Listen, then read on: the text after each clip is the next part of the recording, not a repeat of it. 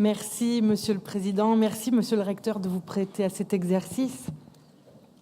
Je vois que votre enthousiasme ne se dément pas, même si malheureusement la réalité vient parfois contredire un certain nombre de choses que vous mettez en avant.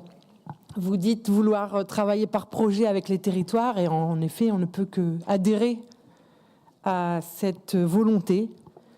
La difficulté, c'est que nos territoires sont bousculés et que de fusion en regroupement, nos concitoyens voient la totalité des services publics reculer considérablement et il y a une attente de proximité qui est immense.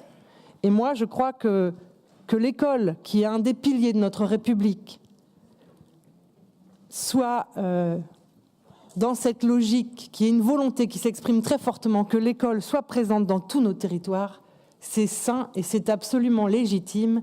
Et donc, je pense qu'il faut absolument entendre cette demande qui s'exprime pour le primaire comme pour le secondaire et même pour le supérieur. Ensuite, je pense que nous souhaitons tous avoir une école qui innove et qui réponde et qui soit en phase avec la société d'aujourd'hui. Mais pour pouvoir innover, il faut des moyens, il faut une stabilité des équipes, il faut qu'on puisse envoyer les enseignants les plus expérimentés, par exemple, dans les endroits où c'est un peu plus difficile. Et malheureusement, la réalité est tout autre. Plusieurs collègues ont évoqué les baisses de dotation horaire dans les lycées, qui sont effectivement considérables cette année et qui nous laissent très perplexes sur ce qu'a pu dire le ministre, qui en gros disait on va rééquilibrer, prendre en gros des moyens au second degré pour les redonner à la primaire et à la maternelle. Ce n'est absolument pas ce que nous constatons dans nos territoires. Et au contraire, il y a le sentiment que de plus en plus d'écoles, en milieu rural, mais aussi dans des villes, ont le sentiment de faire les frais de cette répartition des moyens. Vous avez évoqué, à juste titre, le déterminisme social, les inégalités sociales qu'il nous faut en effet corriger. Et je crois que ça ne pourra pas se faire uniquement par des appels à l'innovation, par le fait de soutenir ceux qui auront les meilleurs projets. Je pense que ça passe par un concept très simple, mais qui a fait ses preuves, qui est celui de donner plus à ceux qui ont moins de chances au départ dans la vie.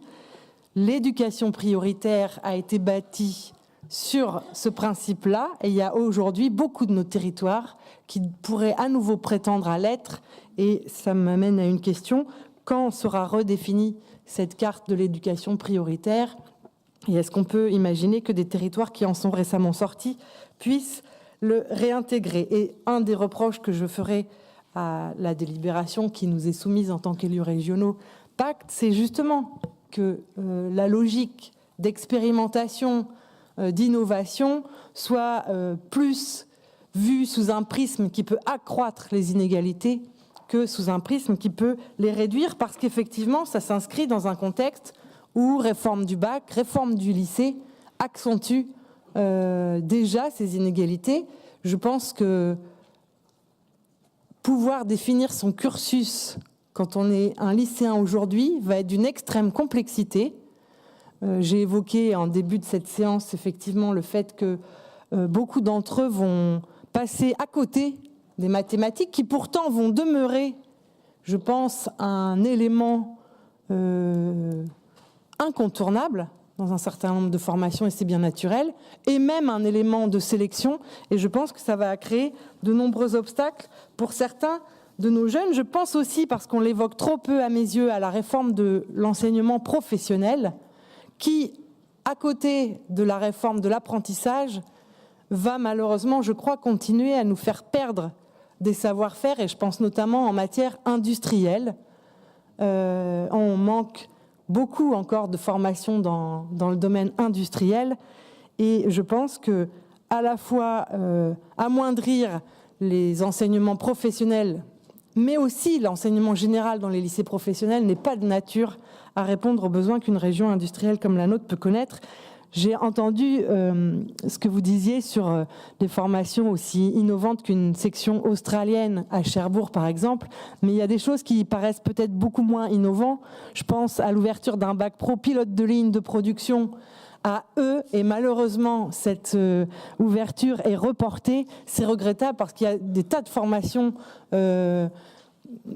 qui paraissent pas forcément très fun et très innovantes, mais dont on a besoin dans notre région, et on a besoin de votre engagement là-dessus. J'ai entendu aussi votre plaidoyer pour l'ouverture de nos jeunes sur le monde, et pour moi, ça vient en contradiction avec ce que la France vient très malencontreusement de décider, c'est-à-dire d'augmenter considérablement les frais d'inscription pour les étudiants étrangers non communautaires. Ça peut être fatal à une université telle que celle du Havre, qui s'est construite selon une logique que vous semblez vouloir développer, monsieur le recteur, c'est-à-dire en adéquation parfaite avec le tissu économique, c'est-à-dire à partir d'une faculté des affaires internationales dans un grand port ouvert sur le monde, qui depuis peu s'est complété d'un cycle Asie à sciences politiques. Et aujourd'hui, cette décision est absolument incompréhensible au regard des objectifs que vous défendez d'ouverture sur le monde. On ne peut, je crois, pas demander à nos jeunes de s'ouvrir sur le monde en prenant des décisions qui conduisent au contraire, avec quelque chose qui d'ailleurs est absolument effrayant dans ce contexte, c'est que des pays comme l'Arabie Saoudite ou la Turquie vont, eux, au contraire, essayer d'attirer des étudiants étrangers. Et pour ce qui me concerne, je préférais qu'ils puissent être accueillis en France et que nous leur transmettions nos valeurs démocratiques. Tout le monde a souligné également la qualité des relations entre vos services, vous-même, monsieur le recteur. Je pense que cette qualité tient en partie à l'existence de 2 académies et au fait que le territoire peut ainsi être maillé et qu'il puisse y avoir des réponses dans la proximité. Je ne comprends pas pourquoi dans toutes les autres académies, le ministre, pour des raisons tout à fait légitimes, a déclaré qu'il n'allait pas au bout des fusions, et ça me semble tout à fait sensé. Je ne vois pas pourquoi ces mêmes raisons ne seraient pas audibles en Normandie. Et je constate que ça suscite quand même une mobilisation comme nous n'en avons jamais connue au sein des services académiques. Pour ne pas être trop longue, je voudrais évoquer, si vous me le permettez, sous forme un peu d'humour, lorsque monsieur Degnaud et moi-même, portant pour partie les mêmes attentes, les mêmes questions, je crois que c'est que l'heure est grave et que ce que nous vous disons mérite vraiment de trouver une réponse. Enfin, je sais que vous avez beaucoup de travail et que vous le faites avec beaucoup d'enthousiasme, monsieur le recteur, mais si vos loisirs vous le permettent, et je m'adresse aussi à l'ensemble de mes collègues, je vous invite à écouter la chanson de Gauvin Cers qui s'appelle « Les Oubliés », et qui, oui, je sais que beaucoup d'entre vous connaissent, et qui, je crois, dit parfaitement bien, et mieux que je le fais moi-même, le sentiment que ressentent beaucoup de nos territoires. Et encore une fois, l'école est un pilier de notre République, et sa présence dans nos territoires est absolument indispensable. Je vous remercie.